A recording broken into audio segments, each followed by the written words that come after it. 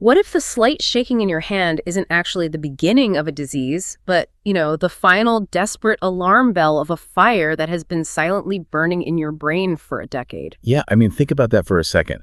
By the time a degenerative brain disease like Parkinson's is officially diagnosed, up to 80% of very specific, crucial brain cells are already dead and gone. Which is just a terrifying reality to face. Today, we are doing a deep dive into a stack of sources, mostly firsthand accounts and promotional health literature that tackle this exact scenario. Right, and their central thesis is highly controversial. They claim that a Parkinson's diagnosis doesn't have to be a one-way street of inevitable decline. Yeah, and because these sources are built around a very specific natural management system called the Parkinson's protocol, our mission today isn't to endorse a medical miracle or anything. We just want to impartially explore the alternative perspective these sources present. Exactly. While traditional medicine focuses heavily on symptom management, these materials advocate for identifying and treating the root natural causes of the brain's degeneration. And right off the bat, I want to explicitly invite you to click the link in the description of this deep dive. That link will let you explore the actual protocol and the specific literature we're unpacking today. It's definitely worth checking out if you want to see the original claims for yourself. Yeah, absolutely. Okay, let's unpack this, because the author of our primary source didn't start out as some kind of holistic medical rebel, right? They started out absolutely terrified. Terrified and honestly very confused. The narrative begins with these incredibly subtle warning signs. The author notes feeling increasingly stiff. Like just normal aging stuff? Right. Their balance was slightly off when walking. And then eventually a friend pointed out a very slight involuntary shaking in their left arm. Which is so relatable. It's those little physical glitches you just try to brush off. But then came the official diagnosis, and the traditional prognosis they were handed was incredibly grim. Oh, it was a heavy iron door slamming shut. They were looking at a structured 5-stage progression of physical and mental decline. Yeah, we're talking about a progressive loss of movement, eventually leading to a total reliance on others. And the author highlights how terrifying the mental aspect was too, like losing memories of their own wedding. Which brings us to the biological mechanism at the heart of all this. To understand why the author became so frustrated with standard treatments, we have to look under the hood at what is actually happening in the brain. Okay, lay it on me. So, Parkinson's is triggered by the localized death of nerve cells in a very specific, tiny region of the midbrain called the substantia nigra. The substantia nigra. And what makes that specific area so incredibly important? Well, these nerve cells have one primary job. They manufacture dopamine. Right, the feel-good chemical. In pop culture, sure. But fundamentally, in the nervous system, it is a vital messenger. It transmits the highly complex signals that allow your brain to control your bodily movements smoothly. Ah, okay, so when those cells die off, your brain's dopamine production just plummets. Exactly. And without that messenger, the brain's instructions simply can't reach the muscles properly. The signal gets scrambled, which leads to the tremors and the severe muscle stiffness. Wait, so if the dopamine drops because the cells are literally dead, giving a patient synthetic dopamine doesn't actually stop the cells from dying, right? Not at all. It just masks the fire alarm while the house is burning down. Wow. That is precisely the author's core realization.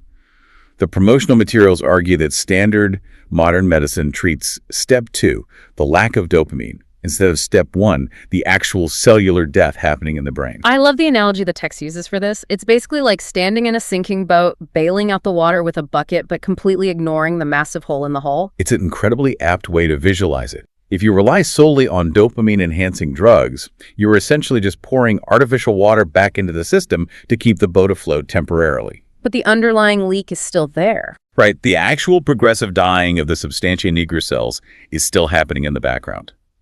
And as those cells continue to die, the leak gets bigger. And I imagine that means you need more and more drugs to get the same effect. Exactly.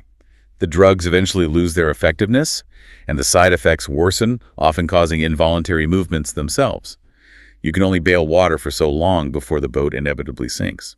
Which naturally brings us to the most urgent question of this entire deep dive. If traditional medicine is just bailing water, what exactly is punching holes in the boat? What causes those cells to die in the first place? Exactly. Well, the sources present a very compelling argument here, backed by a startling statistic. They point out that globally, Parkinson's cases have doubled over the last 25 years. Wait, doubled in just 25 years? Yes. And since human genetics do not mutate on a massive scale within a single generation, the sources argue this spike cannot be purely genetic. It has to be environmental. Something in our modern world is triggering this. And the text narrows this down to 3 hidden triggers. The first one is chronic inflammation. Right.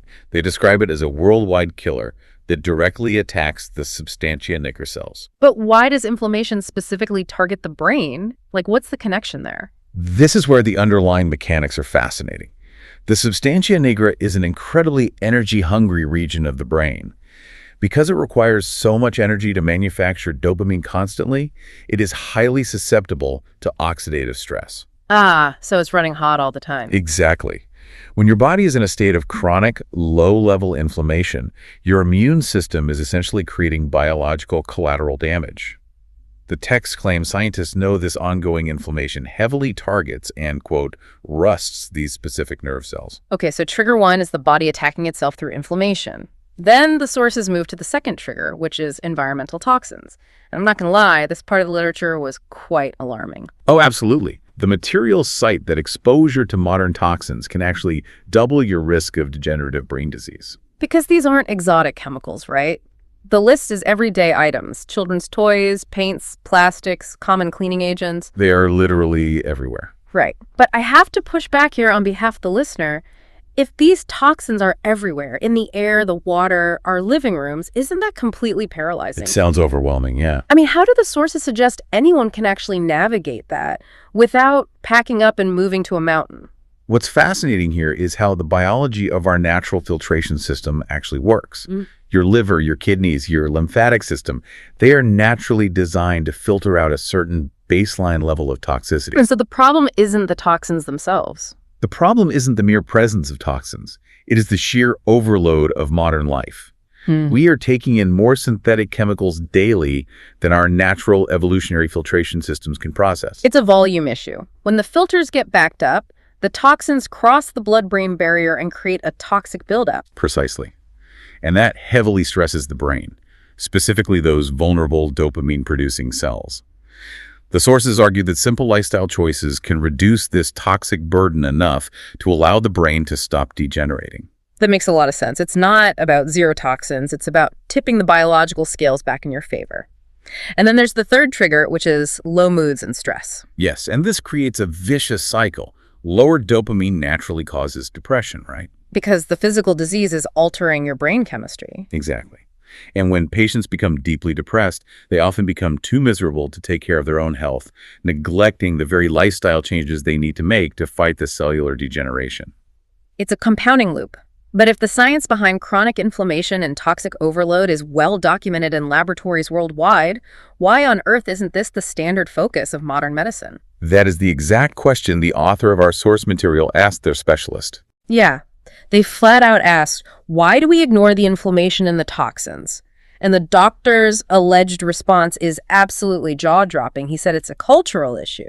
A cultural issue, meaning the barrier to effectively treating this disease isn't a lack of medical knowledge, but basic human behavior. Here's where it gets really interesting. The doctor explained that patients, especially in Western countries, generally want a quick, one-off fix like surgery or an easy habit like taking a pill. Right. It's human nature to want the path of least resistance. Exactly. We want to outsource our health to a convenient little pill rather than putting in the hard work of behavioral change. The doctor claimed doctors push medications simply because they know patients will actually take them. Even when those medications have nasty side effects. It highlights a massive friction point between symptom management and holistic healing. Yeah, we have to look in the mirror. How often do we choose the easy way out? But the author's point is that the pill is an illusion of health.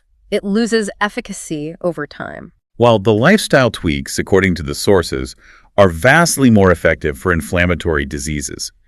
So what does this hard work actually look like? Does it require completely upending your life? According to our sources, no. And this is where we are introduced to a natural health practitioner named Jody Knapp and the Parkinson's protocol. Jody Knapp's program is built on a specific 3-step philosophy, right? Yeah. Step 1, protect brain cells to stop the leak. Step 2, boost dopamine naturally. And Step 3, reduce day-to-day symptoms. And it achieves this not through extreme diets or weird rituals, but through 12 small, subtle, daily habits. Exactly. You're just replacing tiny bad habits with tiny good ones, swapping out the lifestyle factors causing the degeneration. Like swapping chemical-heavy household cleaners for simple, natural alternatives like white vinegar and baking soda to reduce the toxic load. Which gives your liver a break, stopping the toxic overflow. The author notes these changes were so subtle that no one around them even noticed. But by attacking the causes, they slowed their progression so much they expect to never leave stage 1. Which is an incredible claim. But to understand why these 12 steps are framed as so critical, we have to talk about the 80% rule. Ah, yes. The crucial statistic. The text presents a brutal biological reality. By the time a person actually notices symptoms, 80% of the substantia nigra cells are already gone. Wait, 80% are dead before you even see a tremor. Yes. So what does this all mean? It means your biological margin for error is razor thin. It's not about preventing the disease anymore. It's an active, desperate rescue mission for the remaining 20%. This raises an important question about urgency. Because the degeneration of that 80% cannot currently be reversed, the entire goal of this 12-step protocol is to immediately arrest the decline to preserve the surviving 20% of cells. You can't afford to just bail water. Which is exactly why we want to remind you, if you are listening to this 12-step protocol is highly specific. We invite you again to click the link in the description to learn more about the exact habits Jody Knapp recommends. It really is a fascinating journey. We started with the dread of a supposedly unstoppable genetic disease and moved to understanding the environmental leaks of inflammation and toxins. And finally, to the empowering concept of using 12 micro-habits to halt the degeneration and stay in stage 1. Which leaves you with a really provocative thought to ponder. If tiny, unconscious bad habits have the power to slowly degenerate our brain cells, and tiny, intentional good habits have the power to halt that destruction, Yeah. how much hidden world-altering power do our most mundane, everyday routines truly hold over our long-term destiny? It's massive. Your daily routine literally builds or destroys your future brain. We want to thank you so much for joining us on this deep dive. It's been a great conversation. Absolutely. And if you're ready to stop bailing water, we highly encourage you to click the link in the description to explore the protocol for yourself and take control of your health. Catch you next time.